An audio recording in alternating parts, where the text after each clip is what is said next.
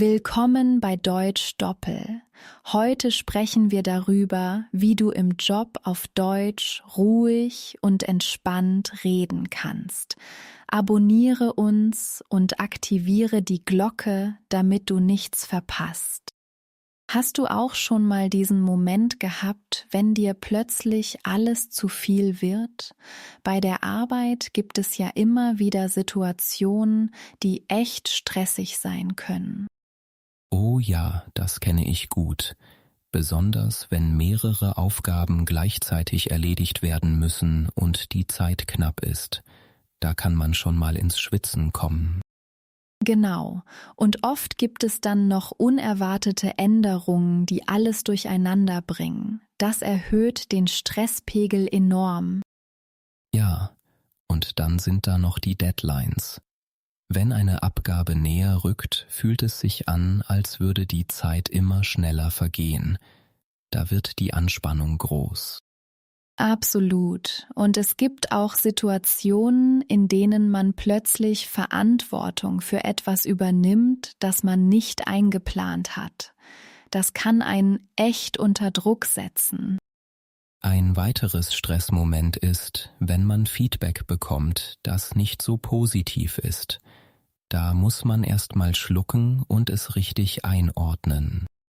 Stimmt, das kann einem ganz schön zusetzen. Manchmal ist es auch einfach die Menge an Informationen, die man verarbeiten muss. Das kann einen schnell überfordern.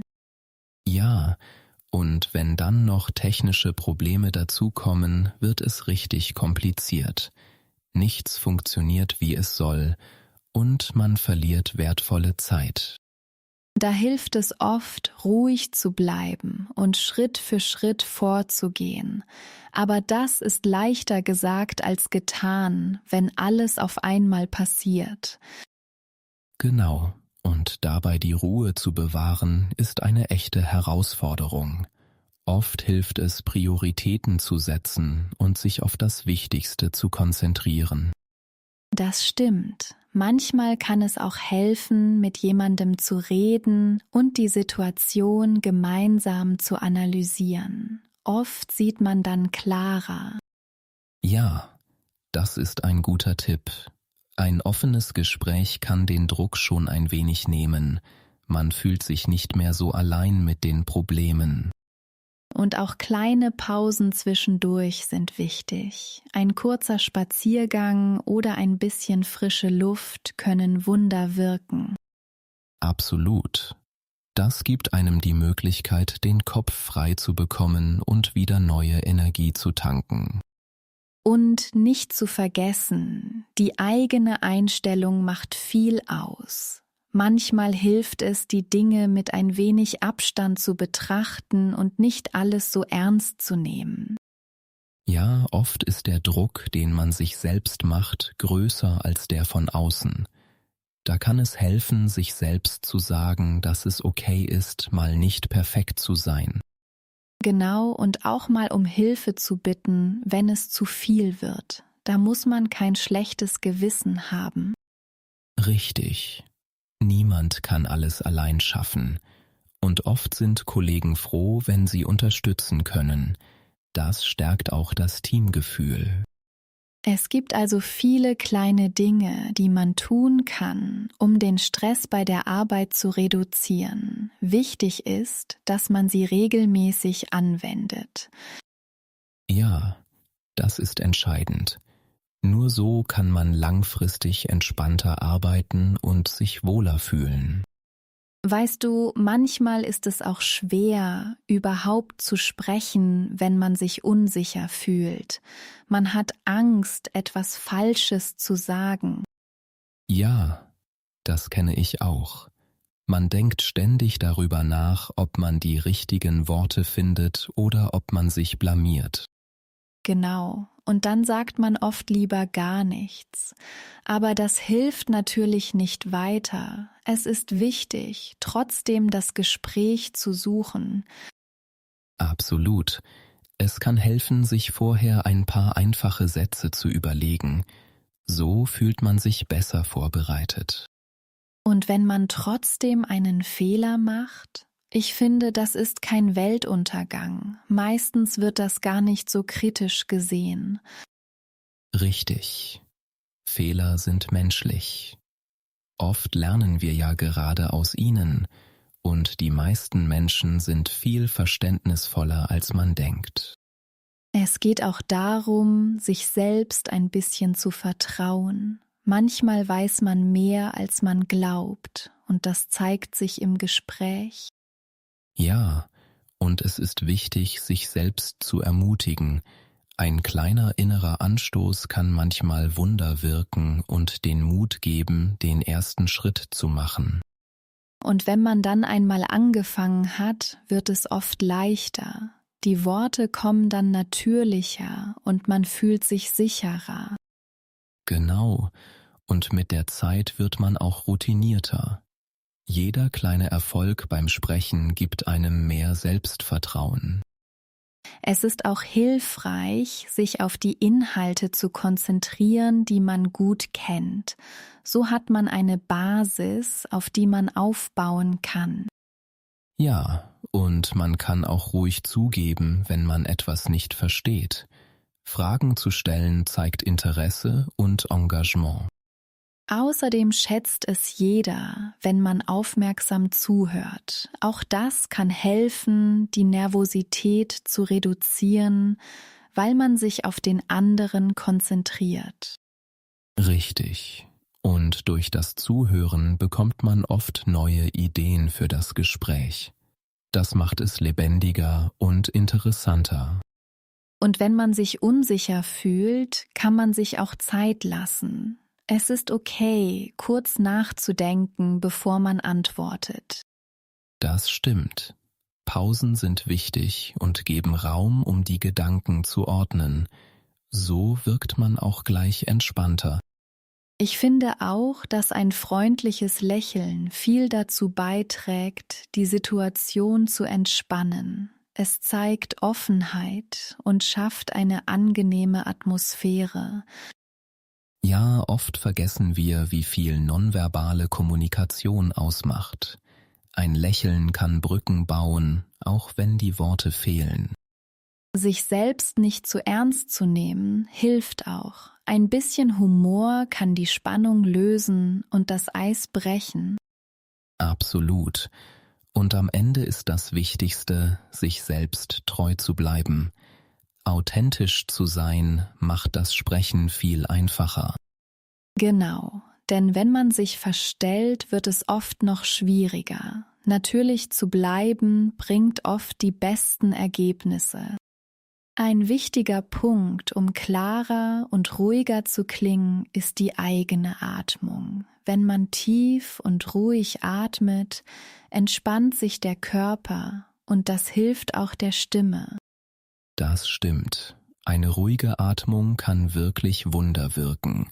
Man fühlt sich direkt entspannter und kann die Worte besser finden. Und wenn man langsamer spricht, hat man mehr Kontrolle über das, was man sagt.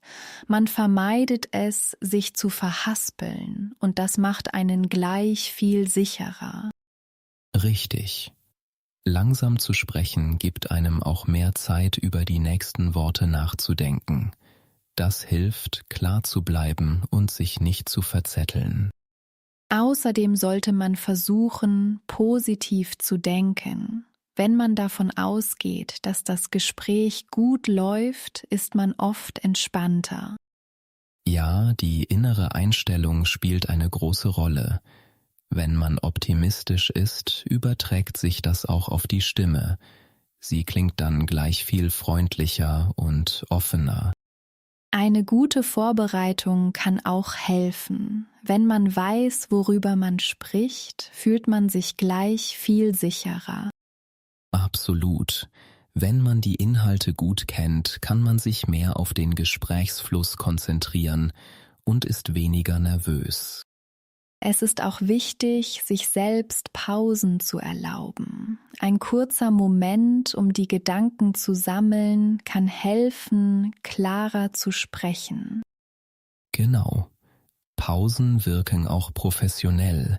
Sie zeigen, dass man sich über die Worte Gedanken macht und nicht einfach drauf losplappert. Und wenn man sich selbst vertraut, strahlt das Ruhe aus. Das wirkt sich positiv auf das gesamte Gespräch aus.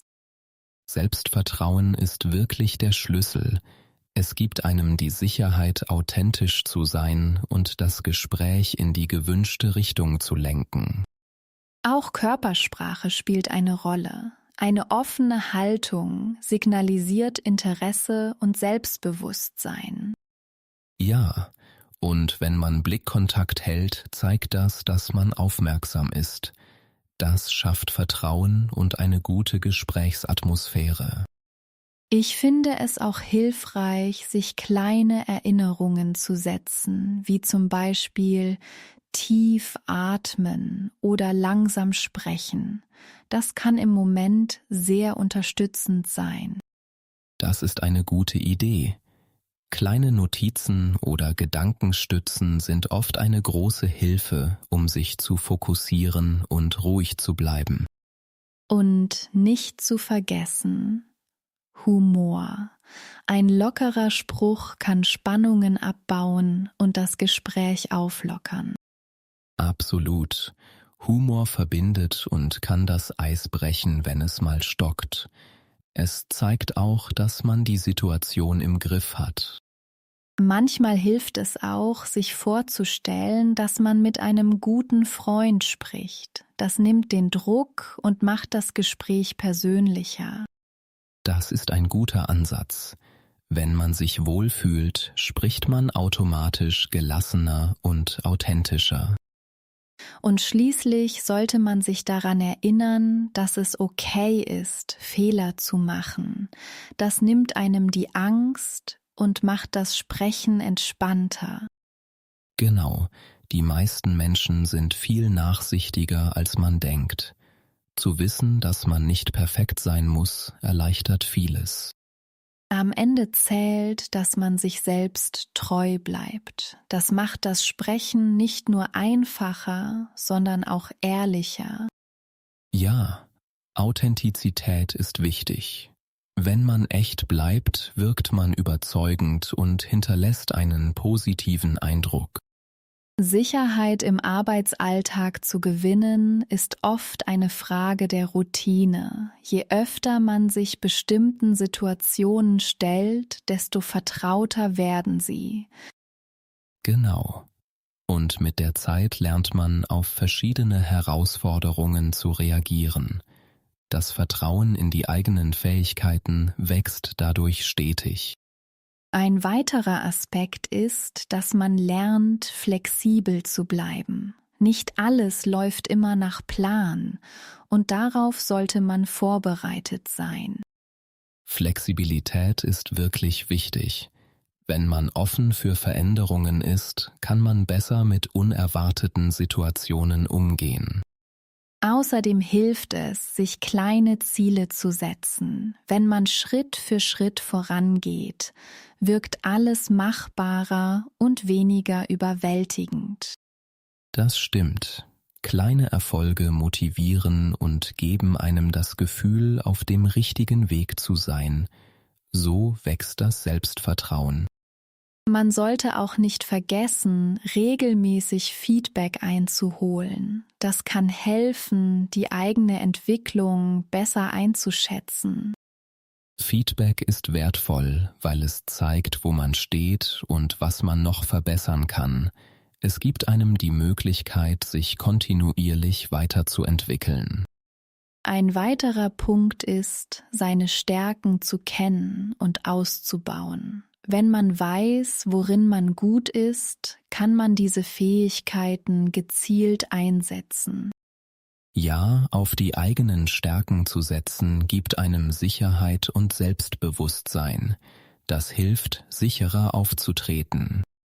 Wichtig ist auch, sich nicht mit anderen zu vergleichen. Jeder hat seinen eigenen Weg und sein eigenes Tempo. Richtig.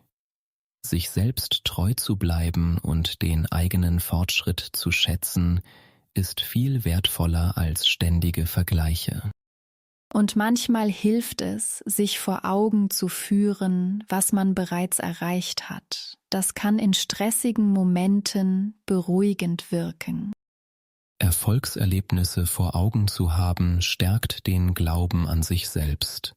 Es zeigt, dass man schwierige Situationen meistern kann. Auch die Fähigkeit, Hilfe anzunehmen, ist entscheidend. Niemand muss alles alleine schaffen und manchmal ist ein Rat von außen sehr hilfreich. Unterstützung anzunehmen zeigt Stärke und Offenheit. Es ist ein Zeichen von Teamgeist und kann den Arbeitsalltag erheblich erleichtern. Letztlich ist es wichtig, geduldig mit sich selbst zu sein. Entwicklung braucht Zeit und das ist völlig in Ordnung. Geduld ist wirklich eine Tugend. Wenn man sich erlaubt, in seinem eigenen Tempo zu wachsen, kann man langfristig sicherer werden. Ich finde, es ist auch wichtig, eine positive Haltung zu bewahren. Optimismus kann viele Hürden kleiner erscheinen lassen. Ja, eine positive Einstellung hilft, motiviert zu bleiben und den Fokus nicht zu verlieren. Das kann im Arbeitsalltag ein großer Vorteil sein. Und schließlich sollte man nicht vergessen, sich selbst auch mal zu belohnen. Kleine Erfolge zu feiern ist wichtig für die Motivation. Belohnungen sind eine schöne Möglichkeit, sich selbst zu schätzen und den eigenen Einsatz zu würdigen. Das gibt neuen Antrieb. Wir hoffen, unsere Tipps haben euch geholfen, sicherer bei der Arbeit zu sprechen. Danke fürs Zuhören. Schreibt uns in die Kommentare, welches Wort euch besonders gefallen hat. Genau, wir freuen uns auf eure Meinungen. Vergesst nicht, unseren Podcast zu liken und zu abonnieren. Aktiviert die Glocke, um keine Folge zu verpassen. Bis zum nächsten Mal und bleibt motiviert. Die Atmung. Eine ruhige Atmung hilft, sich zu entspannen. Durch die Atmung kann man die Stimme positiv beeinflussen. Und die Stimme, eine freundliche Stimme wirkt offen und einladend. Wenn man entspannt ist, klingt die Stimme oft wärmer. Die Vorbereitung. Eine gute Vorbereitung gibt Sicherheit im Gespräch. Mit Vorbereitung kann man den Gesprächsfluss besser kontrollieren.